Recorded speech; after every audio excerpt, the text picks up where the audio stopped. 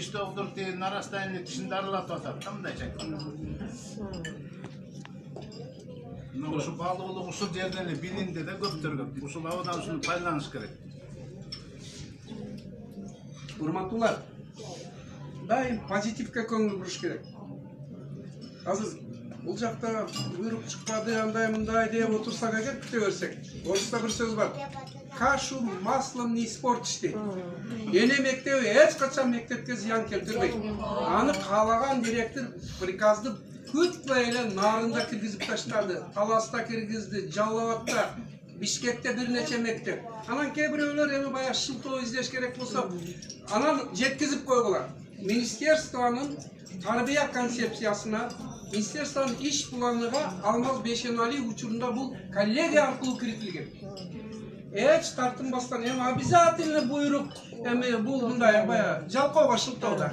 Ошол үчүн ага өтө кейбегиле азыр өзүбүздүн ишти кыла берели, ушундай жакшы кылалы. Мухаммад пайгамбарыбыз ислам динини 90% өзү жашап, жасап эле адамдарды ээрчитип кирип кеткен экен.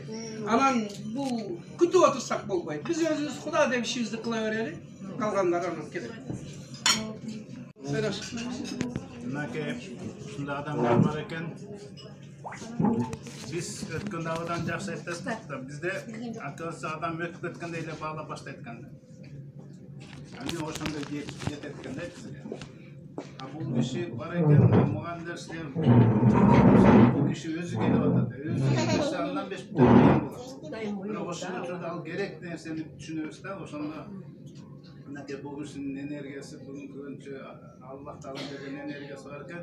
Ушинтип пайдаланып калгыла. Аллахтын силерге сиздин ишиңизди пайдалуу кылып, мөмөлүү кылып, берекелүү кылып, мындай шакирттериңиз көбөйүп, кыргыздын тукуму балдарга болгон мамиле болуп атат. Ошон үчүн биздин келечегибиз балдар болуп аткандан кийин ушу келечекти түзө турган силер болуп атасыңар. Буну баалуулук ошодо да силер биздин келечегибизди түзө турган адамдарсыңар. Ошо Аллах таалам баарыңарга силерге күч кубат берсин. Эки дүйнөдө